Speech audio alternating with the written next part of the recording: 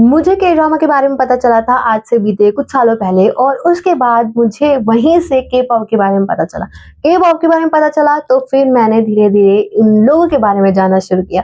उन लोगों के बारे में जानना शुरू किया तो पता चला कि वो किन-किन मुसीबतों को फेस करते हैं। लेकिन रियल लाइफ में वो चीज़ें बाहर नहीं आती।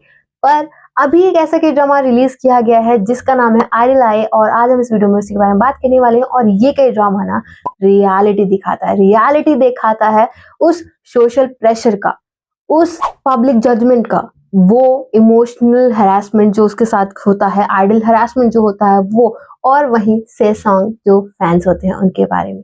ये के ड्रामा जो है आपकी आंखें खोलने का काम करती है। आप जान पाते हैं कि आइडल की लाइफ में क्या कुछ घटित होता है पर्दे के पीछे जो हमें देखने को नहीं मिलता। और ऐसा नहीं है कि हम पहली बार ऐसे टाइप के ड्रामा देख रहे होंगे, लेकिन इन के ड्रामा को देखने के बाद हम कुछ सीखते नहीं हैं, बस उसको देखकर भूल जाते हैं। ये के ड्रामा एक अलग ही पॉइंट ऑफ व्यू बनाएगा एक आइडल लाइफ की जिंदगी के बारे में। जो सोचकर मैंने ये के ड्रामा देखना शुरू किया था, ये के ड्रामा उस पर खरा उतरता है। वी ऑल हु लव के ड्रामा, हम आइडल से इतने ज्यादा ऑब्सेस्ड हो गए हैं कि आज हम ये भूल गए हैं कि वो भी एक इंसान है, उनकी भी अपनी लाइफ है। दे कैन लाइक और love anyone they want in their life, और उसके अलावा उनको भी प्रॉपर एक पूरी फ्रीडम मिलनी चाहिए to enjoy the life.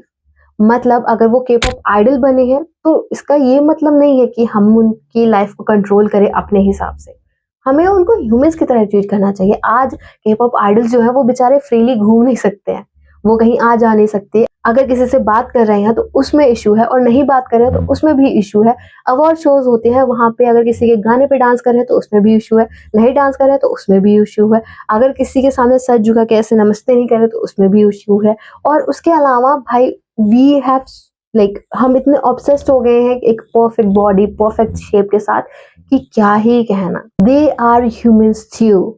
People who love K pop they know what I am talking about. मुझे नहीं और बहुत बात करनी इसके बारे में। Anyways let's continue the video. Start होते ही हमें लगता है कि लाइट हार्टेड होगा, कॉमेडी से स्टार्ट हुआ है या थोड़ा सा सिंपल स्टार्ट हुआ है तो ऐसा होगा, लेकिन कुछ इस टाइम बाद एक डार्क टर्न ये के ड्रामा लेता है, जहां पर वी गेट टू नो कि जो आइडल है वो पब्लिक में थ्रेट फील करता है, और साथ ही साथ जो सेसॉन्ग है, जो वहाँ के वो रूड फैंस होते हैं, जो ऑब्सेस्ड फैंस होते हैं, तो उन्हें सेसॉन्ग कहा जाता है। आई होप कि मैं सही प्रोनाउंस कर रही हूँ। तो वो उनसे मिलता है और उसके बाद हम आइडल लाइफ में एंटर करते हैं। डोराइक जो है वो एक ग्रुप का मेंबर है और उसका जो जिसके साथ उसका क्लोज रिलेशन है तो वो उससे मिलने आता है और उसका जो है मर्डर हो जाता है। अब मर्डर क्योंकि डोराइक के घर में हुआ है तो सारा जो भी चीजें हैं उसी के ऊपर आ जाती है कि उसी ने किया होगा। तो सेकंड एपिसोड में वी गेट टू नो कि क्या क्या सिचुएशंस हुई होती है, लेकिन अभी भी क्लियर नहीं हुआ है कि उसी ने ये खून किया या नहीं, but he was making sure कि उसने गलती नहीं की है।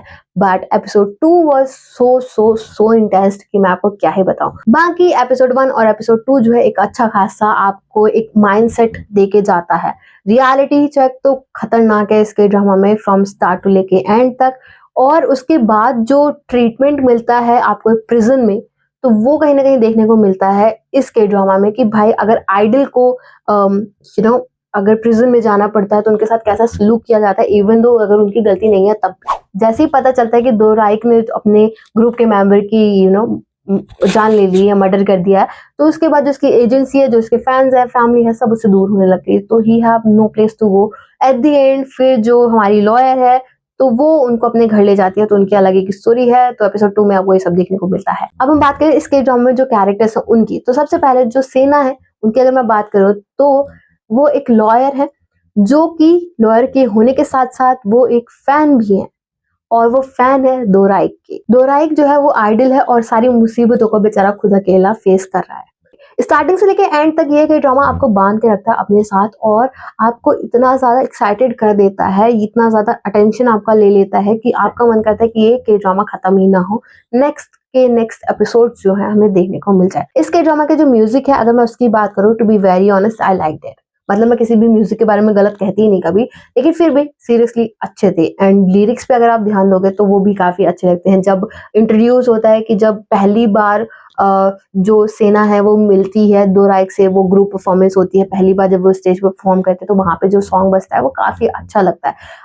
The character that I like the most was lawyer, हमारी सेना। I think I loved the way she performed, मतलब जिस तरीके से उन्होंने अपने कैरेक्टर को रिप्रेजेंट किया। People who are big fan of K pop idol और K pop groups, they should definitely watch this K drama. तुम्हें समझ में आएगा कि इससे कि वो लाइफ में किन किन चीजों को फेस करते हैं और हमें कभी देखने को नहीं मिलता लाइक स्क्रीन पर, बट बिहाइंड द सीन्स उनके साथ बहुत सारी चीजें हो रही होती है जो हमें नहीं पता होती। जिस स्टेज पे वो अब हैं, वो इस स्टेज पे जाने के लिए उन्होंने कितनी मेहनत की होती है, वी ऑल नो दैट, मुझे वो बताने की जरूरत नहीं है। तो हम क्यों किसी की लाइफ को बर्बाद करें। एक चीज जो इस के ड्रामा से मुझे अच्छी नहीं लगी वो ये कि जैसे ही ये पता चला कि उन्होंने किसी का मर्डर किया है, हम सीधा का सीधा उस पर सारी मुसीबत छोड़ के चल दिए। तो वो सिचुएशन सबसे ज्यादा खराब लगी मुझे इसके ड्रामा में, विच इज कहीं ना कहीं रियलिटी। तो उस हिसाब से ठीक दिखाने की कोशिश किया, पर मुझे वो चीज अच्छी लगी कि भाई जब जरूरत है, अगर तुम्हारी एजेंसी किसी इंसान की वजह से खड़ी हुई है, तुम उसी इंसान को पीछे छोड़ कर जा रहे हो जब उसको तुम्हारी जरूरत है, तो वो चीज जो है वो कहीं ना कहीं हिट करती है।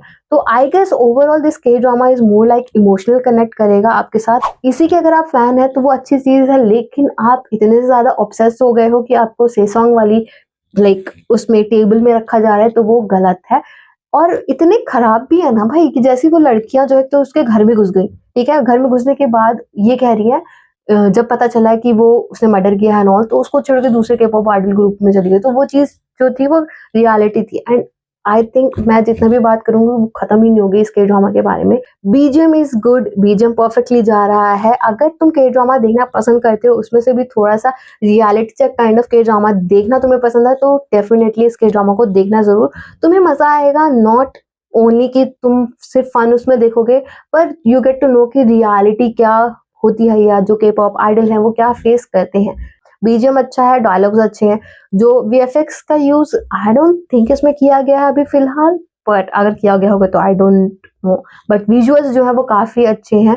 जो क्लोजअप शॉट्स हैं, जिस तरीके के सीन्स यूज किए गए हैं, वो काफी अच्छे लगते हैं। और मतलब वो रियलिटी बिलीवेबल चीजें लगती हैं ओवरऑल, अगर आप के ड्रामा देख रहे होगे ये वाला तो।